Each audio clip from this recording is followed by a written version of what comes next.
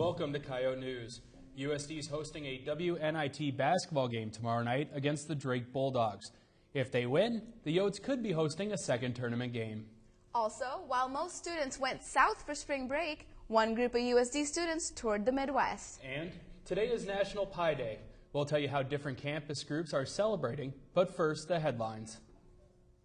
Break out the beach towels and flip-flops. Warm weather is arriving early across much of the U.S., even in northern states where perplexed residents are swapping their snow shovels for baseball bats. The unseasonably warm weather was pushing throngs of people outside to play from South Dakota to New England.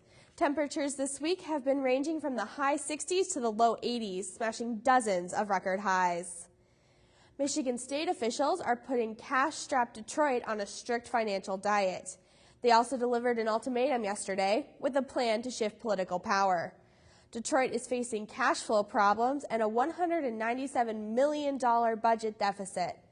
A state team's been digging into the city's finances. City officials could preserve some local control by agreeing to the state's plan, but if they contest the terms or fail to meet them, the governor could appoint an emergency manager. The lawyer for an Algerian native accused of planning to blow up synagogues says her client was a mentally unstable man. She also says he's been illegally targeted by the New York Police Department as part of its surveillance of Muslims.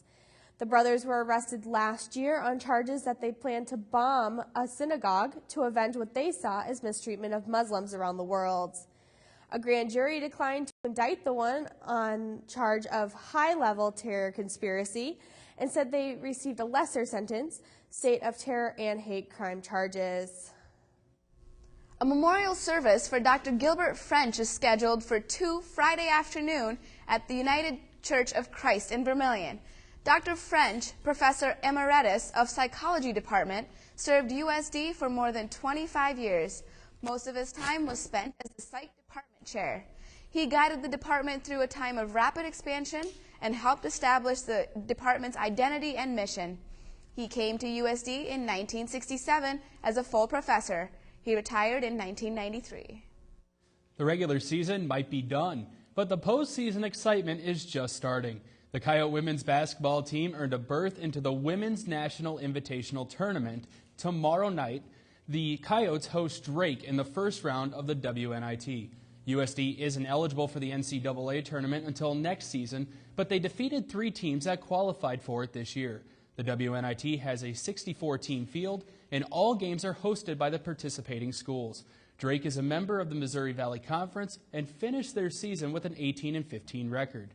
The Coyotes finished with a 22-7 record, and Coyote News' John Moeller says the team's been practicing hard since their last regular game in hopes of making it to the postseason. Coach Ryan Williams says that it's been a good year for the Lady Coyotes, beating some tough non-conference opponents and putting themselves in a position to play for a postseason tournament. 21-7 at this point, playing good basketball, won 11 out of our last 12. This team's been a very, very tough-minded group. Williams also says that the win over SDSU meant a lot for the women's basketball team and people in the community. The crowd was exceptional. Our kids played extremely hard, and for a lot of that game, it didn't look very good. We dug ourselves a little hole, but with 2.5 minutes to go, down 9, it shouldn't look good. But that just shows you how tough a team we have and how well we guard. And so that win right there was just kind of, that's who we are. We're just a very, very tough group that doesn't give up, and that win meant a lot to a lot of people. Yes, our players and our coaches and our fans and just the USD campus. South Dakota State's been kind of at the top of the league for a while now, and to beat them just shows us that we've made progress and that we can compete really well in the Summit League. For Coyote News, I'm John Moeller.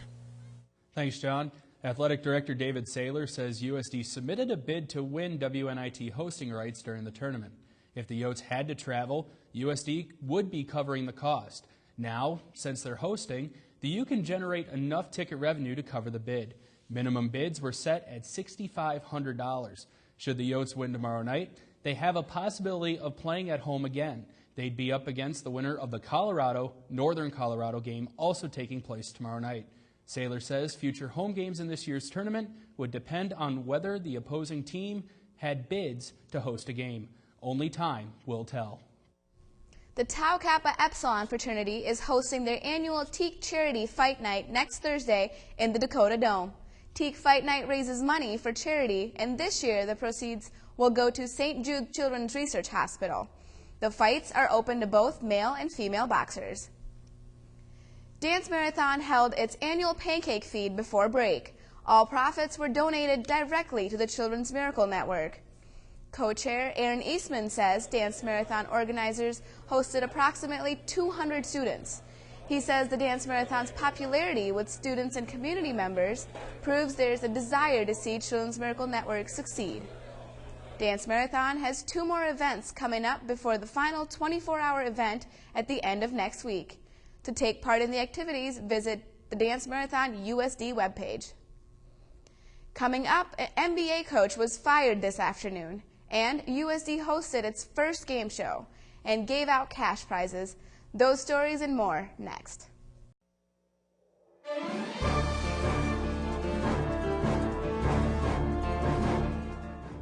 During spring break, most students took their last long days off before summer. But for one campus group, last week was one of their busiest times of their year, as Andrew Bork reports. During spring break, most students took a vacation, but for the USD Chamber Singers, the week to relax meant catching a bus and going on tour. The tour is to the western United States, not all the way to the coast, but to the Rockies. We're singing in Sioux City first to kick things off, and then we have performances in Colorado Springs and Denver, and Gillette, Wyoming, and then 3 performances in South Dakota as we make our way back. The trip took 8 days, during which the choir performed 20 times and logged about 40 hours on a bus. The hardest part of the trip was keeping voices in good condition. They have to rehydrate. They have to use downtimes wisely. We really encourage low talking on the buses, and we do have silent times on the buses where there's sleeping is encouraged. For the singers, however, this demanding trip is still the highlight of their year. My favorite part is going on tour. It's a lot of fun. We get to meet a whole bunch of different people and sing together, and it's just the culmination of all the work that we've put in through the year. The choir travels every year. Previous tours have taken them to Canada and Chicago. Directors say it takes nearly a year to plan each trip. Today is National Pi Day. Pi Day is celebrated every year on March 14th because pi equals 3.14. Most people celebrate Pi Day by making and eating pie. The USD Math Club celebrated today by having a Pi Day breakfast this morning in the Math Department Faculty Lounge. President Nicole Jansen says that she likes Pi Day because it is a fun way to appreciate math in a way that all people can participate in, even if math is not their favorite. In the past, the Math Club has served pie in the department and hosted the event and fundraiser, Pie Your Professor in the Muck. Students could pay $1 to throw a whipped cream pie at their professor. Students who stayed until Friday before spring break had the chance to participate in game night at the Muck. On March 1st, nearly 30 students participated in a game show in the Muck Pit Lounge. The show was called Show Biz Quiz and was hosted by Adam Ace. The program consisted of students showing their moves, trying to be selected to answer entertainment questions. The winning students went home with $100 cash prize. In this week's Coyote blog, John Hines tells you why rising gas prices shouldn't make you angry. Are you ready for $4, $5, or $6 a gallon gasoline? Gas prices may soon rise to those levels as the summer driving season approaches. But who is to blame for the crunch at the pump? Pundits would have us believe that President Obama controls gas prices with some sort of magic pricing wand. Many think that if gas prices continue to rise, President Obama will surely fail to be reelected. It's not the president's fault gas prices are going up. It's the United States' fault, partly. While pundits lay blame on the president, the blame actually falls on an esteemed American idea, capitalism. Here's a simple economics lesson. If the number of people who want something increases, but the supply doesn't increase, the price goes up. The worldwide demand for gasoline is rising, but the supply is not. And amongst global consumers, Americans are gluttons for gas. The United States consumes more gasoline than any other country, yet gas prices here are amongst the lowest in the world. So stop complaining. If you have to blame someone, blame your neighbor who drives his SUV to the end of his driveway so he doesn't have to walk to his mailbox. Blame the parents who buy their high school children sports cars so everyone can see how rich they are. Maybe as gas prices continue to go up, Americans' waistbands will finally start to go down. Walking is free. For Coyote Blog, I'm John Hines. Thanks, John. Up next, one campus sorority is hosting a spaghetti feed for charity. And we'll hear from USD's newly elected SGA president. Stay with us.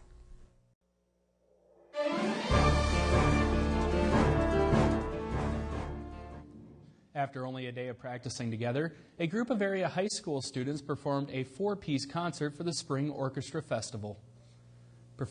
Music professor Rick Ronstadt says he enjoyed creating an ensemble of smaller orchestras during the festival. And they're all about the same level, which is great, because if you get one orchestra that's very advanced and a couple others that aren't, that's a little bit more difficult. Yankton Public Schools Orchestra Director Kim Evander says the festival helps reteach techniques students are working on back home. If they hear it more than one time, it maybe will sink in. Ronstadt says the Orchestra Festival is one of the most effective recruiting tools the music department has. Evander says the chance for students to make music with each other is the best thing the festival has to offer. The Pi Beta Phi sorority is hosting their annual Pi Phi Bow Tie Philanthropy tomorrow night at the Armory. The event will include a pasta feed and a chance to throw a pie at one of the Pi Phi members. Tickets are being sold in the muck, and all proceeds go towards supporting research and funding for the First Book program. Pi Phi Bow Tie will run from 5 to 7 tomorrow night. SGA elections are over, and the newly elected president and vice president were announced before spring break. Coyote News' Kelly Stewart met with the newly elected officers to find out what comes next. The SGA elections have come to a close with the students electing Alyssa Van Meteren as president and DJ Smith as vice president. They both have a lot that they would like to accomplish within the upcoming year. I spoke with Alyssa, and for her, student government has grown on her over the years. I loved getting the opportunity to voice my opinion on different things and to bring the issues that we discussed in SGA back to my classmates, back to my roommates and stuff like that, and just talk. As president, Alyssa already has big plans up her sleeve. DJ and I want to first start off by really getting the community involved on campus, getting the community involved with student organizations, with different activities, with athletic events, stuff like that. Just taking the resources we have and reaching out into the community. She hopes that her enthusiasm will rub off on the student body. I want to get people excited about things. I want to get people interested, and I want to make people understand that their voice can be heard. She already has multiple resources for students to show their concerns. I'd like to use surveys. I'd like to use social media, Facebook, Twitter, even the new SGA webpage. She even has some plans for town hall meetings. Alyssa plans to take part in similar organizations for many years to come. I do want to make South Dakota state government my home, my career, my future. For the Yote Report, I'm Kelly Stewart. Vermilion has been the home to the Susan G. Komen race for the past 4 years. Brianna Clark is live at the muck with details on the event's relocation. Hi, I'm here with Colette Abbott, the past chair for the Susan G. Komen South Dakota race, which began at the Dakota Dome in 2008. Thank you so much for joining us today, Miss Abbott. Why is the race moving from Vermilion Dakota Dome all the way to Sioux Falls? Well, in 2008, our first race, when we started planning in 2007, we really had a lot of pressure to move it right away. I mean, because that's the population base. But of course, we had our race director wanted it to be right here in Vermilion. He was from Yankton, and so most of the committee was from Yankton and Vermilion, and so we just decided it had to be here. And then it was such a great race, the first one, that we just kept it here.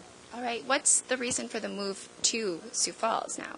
Well, just to really be true to the Komen vision, and that is to educate the most people, raise the most money, to do the best work we can here in South Dakota.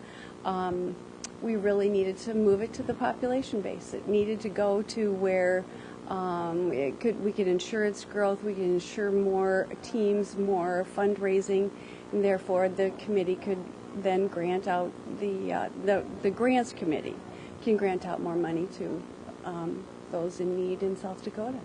Do you think that having the race in Sioux Falls will affect the amount of USD student participants? I hope not. I hope not, because, you know, here we couldn't have really done it without the students here. It was really amazing, the amount of help that they gave us in so many ways. I mean, the track team, they were the people. They were the course people.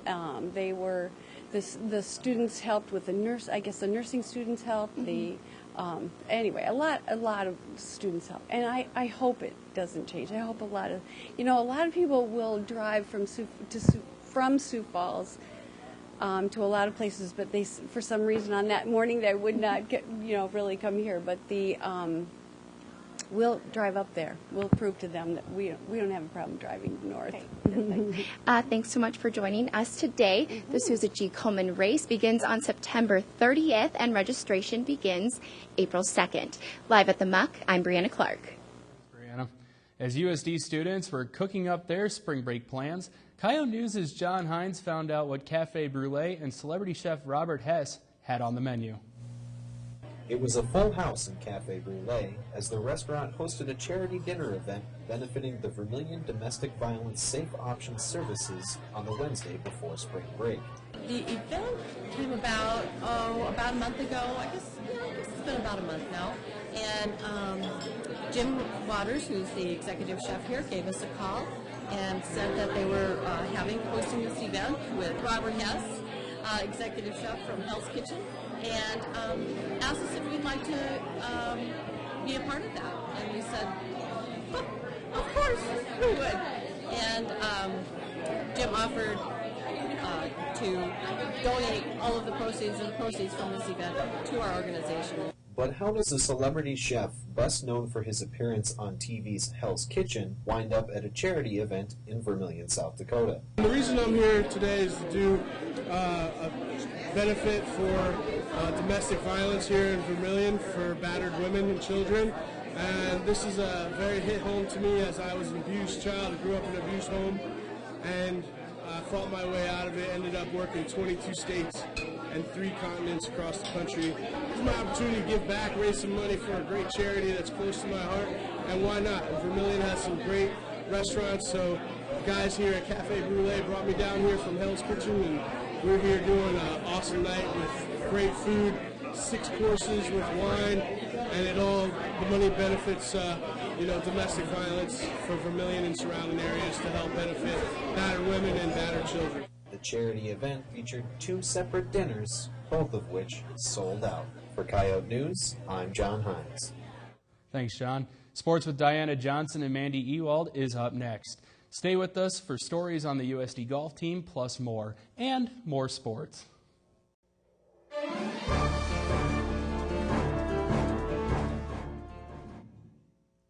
Today on Coyote Sports, the women's tennis team snapped a 9-game winning streak last week.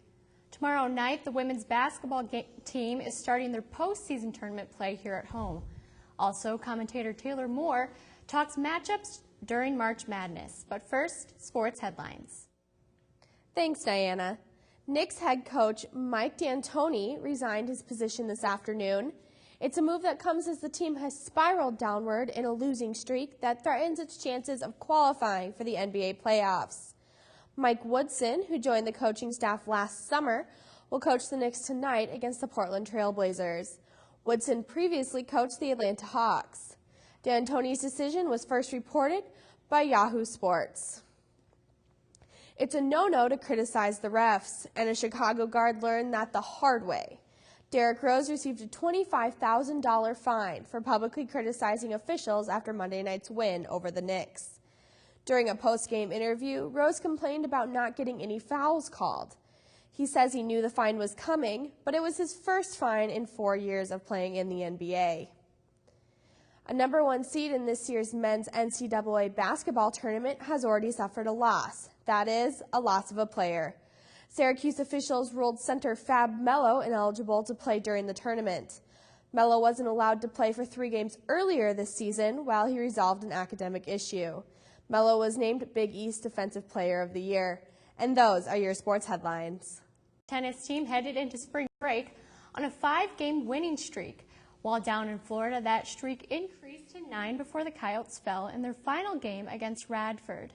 The doubles team of Yamini Reddy and Veronika Makashov earned the only win during the match. The team starts Summit League play tomorrow night against IPFW and UMKC in Las Vegas. The Coyotes aren't eligible to compete in the Summit League basketball tournament until next year, but this year's tournament broke records. More than 40,000 fans were at the Sioux Falls Arena to cheer on the teams. The increased tourism from the tournament put $1.5 million into Sioux Falls' economy.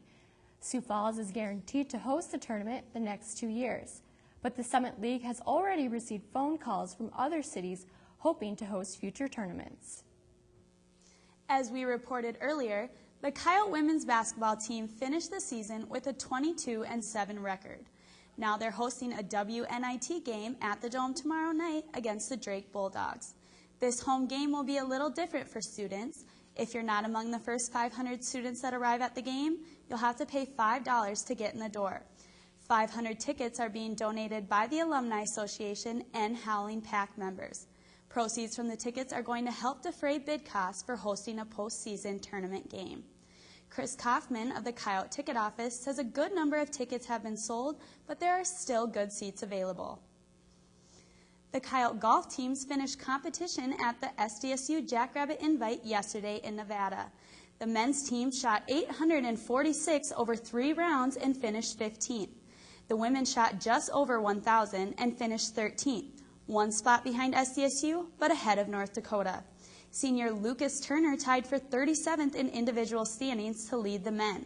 Freshmen Stephanie Rogers and Janice Bomberger earned the highest finishes for the women, tying for 48th. On this week's More Sports, commentator Taylor Moore is putting his bracket out there and choosing the best matchups of the NCAA men's basketball tournament. March, the month of madness, the month in which college basketball is king. Teams from all over the nation will compete to finally see who is number 1 on the hardwood. March is a highly exciting time for basketball. The matchups this year are ridiculously surprising as well as competitive. One game that I know I will be watching is Baylor versus SDSU. How SDSU got into the tournament, I'm not too sure. But I'm sure they will fold against Baylor like they did against our men's team in the Dome. Now, there are a couple matchups that I think you should watch. Florida State versus St. Bonaventure. Both teams have a very strong competitive nature and relatively the same record. Also, FSU just got done clinching a win against UNC. Another interesting matchup is Cincinnati versus Texas. Cincinnati's been a team on the road of redemption after a brawl against neighboring Xavier. The Bearcats have done well enough to get into the tournament, beating teams like Georgetown and Syracuse. Texas, to me, doesn't have enough pull to do well against the Bearcats. They've done better than Cincinnati statistically in some areas, but I'm feeling the Bearcats on this one. We'll see what happens. I'll be watching the games, the brackets, as well as the madness this entire month. Hopefully you'll be doing the same. For more sports, I'm Taylor Moore. Thanks, Taylor. And that's all for Coyote Sports. Coming up next, commentary with Angelica Brackens.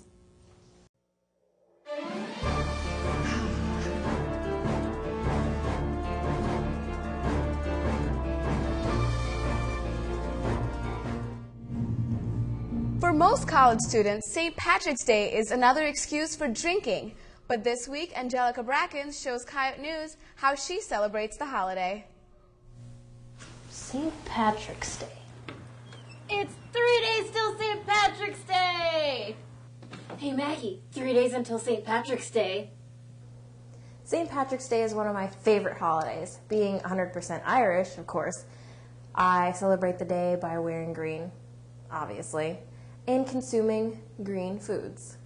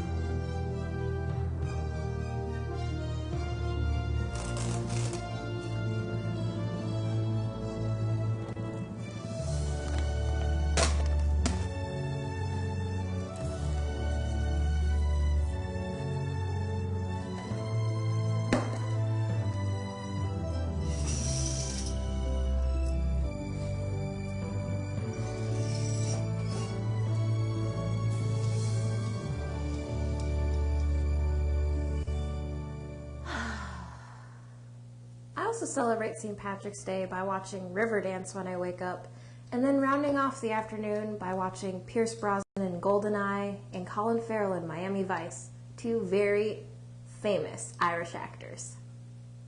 God invented whiskey to keep the Irish from ruling the world. Cheers! Thanks, Angelica. There may be no place like home, but don't tell Toto. A Kansas House committee squashed a bill Monday to make the Cairn Terrier the state's official dog. The breed is best known as Dorothy's canine sidekick in The Wizard of Oz. Democratic Representative Ed Timmer told the Wichita Eagle he plans to reintroduce the bill next year. The animal rights group PETA opposes the measure, saying it believes it would cause Kansas puppy mills to churn out litters of the breed, leading to fewer adoptions from animal shelters. That's all for Coyote News. Don't forget to check us out online. Have a good night and a great weekend. We'll see you next time.